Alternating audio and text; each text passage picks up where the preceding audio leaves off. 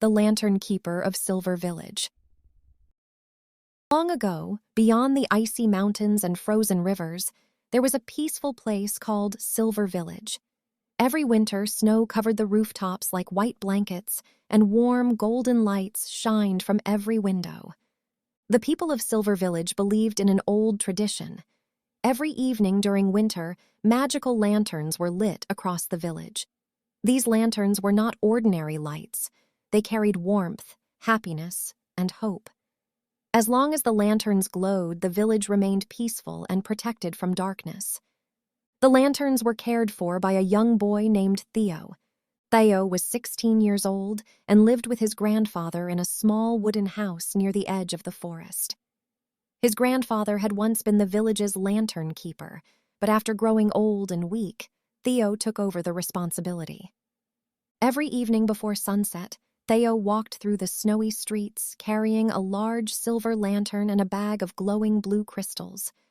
One by one, he lit every lantern in the village. The villagers smiled whenever they saw him. "Good evening, Theo," the baker would call warmly. "The village feels brighter already," the children often said. Theo always smiled kindly, but deep inside he felt nervous. He knew the village depended on those magical lights. One freezing evening, as dark clouds covered the sky, Theo noticed something strange. The first lantern near the town square flickered weakly. Then another lantern went dark, and another. Within minutes, half the village was covered in shadow. People stepped outside their homes fearfully. "The lanterns are dying!" someone shouted. Cold wind rushed through the streets. Snow swirled violently through the air. Theo quickly checked the blue crystals inside his lantern bag. They had lost their glow. His grandfather looked pale as he whispered, "It has begun." Theo stared at him with confusion. "What has begun?" His grandfather slowly sat beside the fireplace. "Many years ago," he said quietly, "the lanterns were powered by the flame of hope, hidden deep within the crystal mountains. But over time, people forgot the old ways.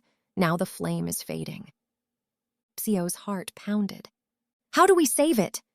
His grandfather looked into the fire silently before answering. "You must travel to the crystal mountains and relight the flame of hope before the final lantern dies." Outside, thunder echoed across the snowy valley. Theo knew he had no choice. The next morning, before sunrise, Theo packed food, warm clothes, and the silver lantern. The villagers gathered quietly as he prepared to leave. A little girl stepped forward and handed him a scarf. "Please bring the light back," she whispered. Theo smiled gently. "I promise." Then he began his journey through the frozen forest. The snow grew deeper as Theo climbed higher into the mountains. Tall trees blocked the sunlight, and icy winds howled around him. Hours passed. As evening approached, Theo discovered strange, glowing footprints in the snow. Curious, he followed them carefully. Suddenly, a white fox appeared from behind the trees. Its fur shimmered like moonlight, and its bright blue eyes glowed softly. The fox stared at Theo silently before walking deeper into the forest.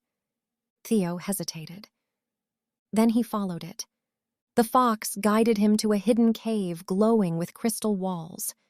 Inside the cave, Theo found an old woman dressed in silver robes sitting beside a frozen pool. "You have come for the flame of hope," she said calmly. Theo nodded. "The village is losing its light." The old woman touched the frozen water gently. "The flame can only be restored by someone whose heart still carries hope." Theo looked confused. "But how do I prove that?" The woman smiled softly. "You must face the mountain of shadows." The next morning, Theo continued climbing toward the highest peak. Soon, dark mist covered the snowy path. Whispers echoed around him. "You will fail. The village will fall.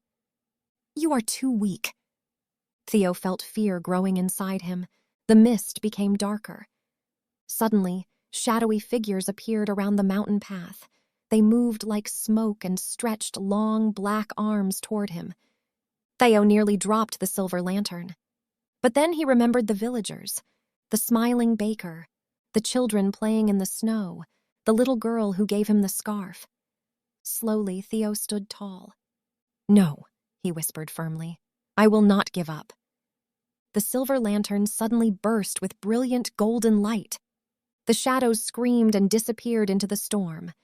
The mountain became silent again. At the top of the peak stood an enormous crystal temple covered in snow and ice. Inside the temple floated a tiny golden flame. It flickered weakly, barely alive. Theo carefully approached it. The flame dimmed as icy wind entered the temple. Theo quickly protected it with his hands. "I believe in hope," he whispered softly. The flame suddenly grew brighter. Warm, golden light filled the temple. The frozen walls sparkled like stars. The silver lantern in Theo's hand began glowing more brightly than ever before. The flame of hope had awakened. Far away in Silver Village, the dark lanterns suddenly burst back to life. Golden light returned to every street and home. The villagers cheered happily. Theo carried the restored flame carefully down the mountain. When he finally returned home, the entire village gathered around him. Snow fell gently as Theo relit the great lantern in the center of the village. Warm light spread across Silver Village once more. His grandfather smiled proudly. "You have become the true lantern keeper." That night, music and laughter filled the snowy streets. Children danced beneath glowing lanterns while families celebrated together. And from that day forward, the people of Silver Village never forgot the importance of hope, kindness, and light, even during the darkest winters. Because sometimes the smallest flame can brighten an entire world.